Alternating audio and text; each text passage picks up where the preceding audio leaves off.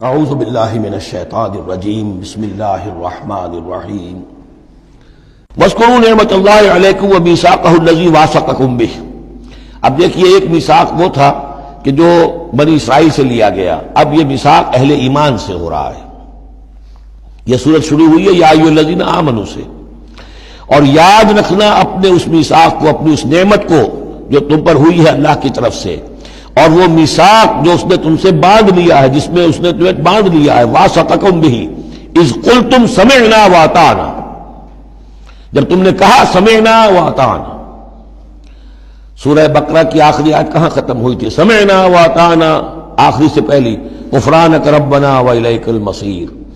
جو مسلمان بھی کہتا ہے سمعنا واطعنا، گویا کہ وہ ایک میثاق میں، ایک بہت گاہے معاہدے کے اندر اللہ کے ساتھ بندھ گیا، اب اسے اللہ کی شریعت کی پابندی کرنی ہے۔ وَاذْكُرُوا نِعْمَتَ اللَّهِ عَلَيْكُمْ وَمِيثَاقَهُ الَّذِي وَاثَقَكُم بِهِ إِذْ قُلْتُمْ سَمِعْنَا وَأَطَعْنَا وَاتَّقُوا اللَّهَ، اللہ کا تقوی اختیار کرو۔ ان اللہ علیم بذات الصدور، یقیناً اللہ تعالیٰ جو سینوں کے اندر چیزیں پنہاں ہیں ان سے بھی واقف ہے۔ یا ایھا الذین آمنوا کونوا قوامین للہ شہداء بالقسط۔ اب وہ آیت نمبر 135 میں نے نوٹ کرائی تھی سورہ نساء کی، اور یہ آیت نمبر 8 ہے سورہ مائدہ کی، ایک ہی مضمون، وہی نسبت زوجیت کو سمجھ لیجئے، صرف یہ کہ عکسی ترتیب ہے۔ وہاں تھا یا ایھا الذین آمنوا کونوا قوامین بالقسط شہداء للہ، یہاں ہے کونوا قوامین للہ شہداء بالقسط۔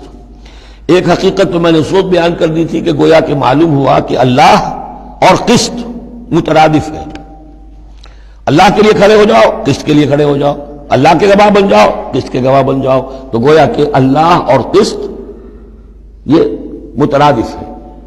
دوسرا مفہوم جو کہ آج سامنے آ رہا ہے اس کو سمجھ لیجئے کہ کسی معاشرے میں عدل قائم کرنا، ایک تو یہ کہ عام انسان کی جو اس کی نفسیات ہے، اس کی فطرت ہے، اس کا تقاضا بھی یہ ہے کہ انسان چاہتا ہے کہ انصاف ہو۔ آج پوری نوع انسانی انصاف کی تلاش میں گھوم رہی ہے۔ بادشاہت سے نجات حاصل کی تھی، جمہوریت کی طرف آئے تھے کہ غلامی سے نجات ملے، انصاف ہونا چاہیے، انسان پر حاکم بن کر بیٹھ جائے، یہ تو کوئی حق نہیں ہے کسی کو۔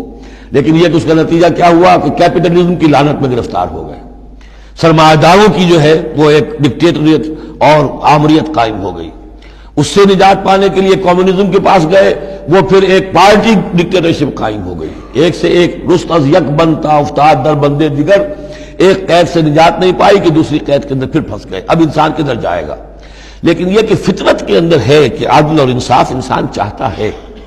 ایک تو یہ ہے کہ اس فطرت کے تقاضے کو پورا کرتے ہوئے عدل کو قائم کرنے کے لیے انسان کھڑا ہو جائے، اور ایک اس سے اوپر کی منزل ہے کہ اصل العدل اللہ کی ذات ہے، اس کا دیا ہوا نظام جو ہے وہ ہے عادلانہ نظام، ہم اس کے وفادار ہیں، ہمارے ذمے ہے اس کے نظام کو قائم کرنا، تو کھڑے ہو جاؤ اللہ کے لیے۔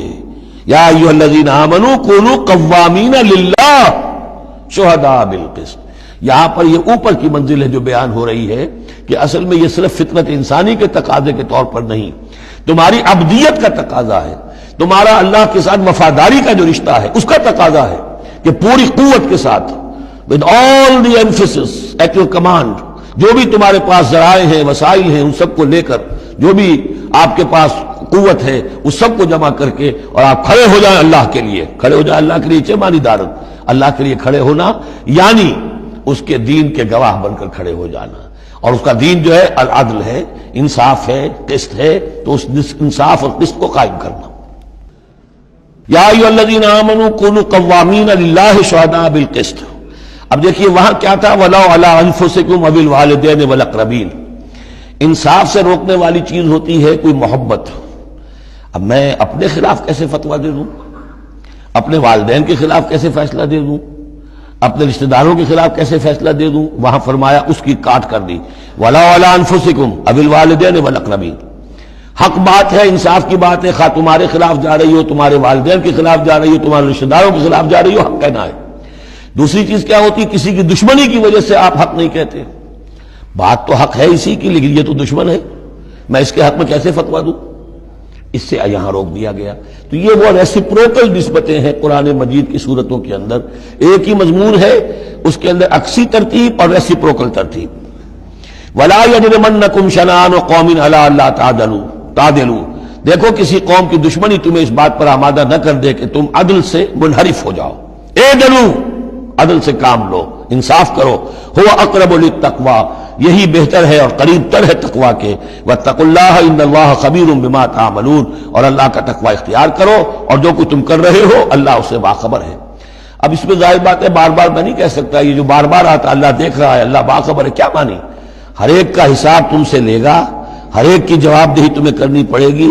تمہارا کوئی عمل، تمہارا کوئی قول اس کے علم سے خارج نہیں ہے، لہذا ہر وقت چوکس رہو، چوکنے رہو. وعد اللہ الذین آمنوا وعملوا الصالحات لہم مغفرۃ واجر عظیم.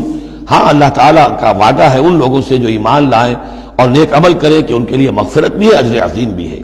والذین کفروا وکذبوا بآیاتنا اولئک اصحاب الجحیم، اور جو لوگ کہ انکار کریں اور جھٹلا دیں ہماری آیات کو وہ ہیں جہنم والے، آگ والے. صدق اللہ العظیم.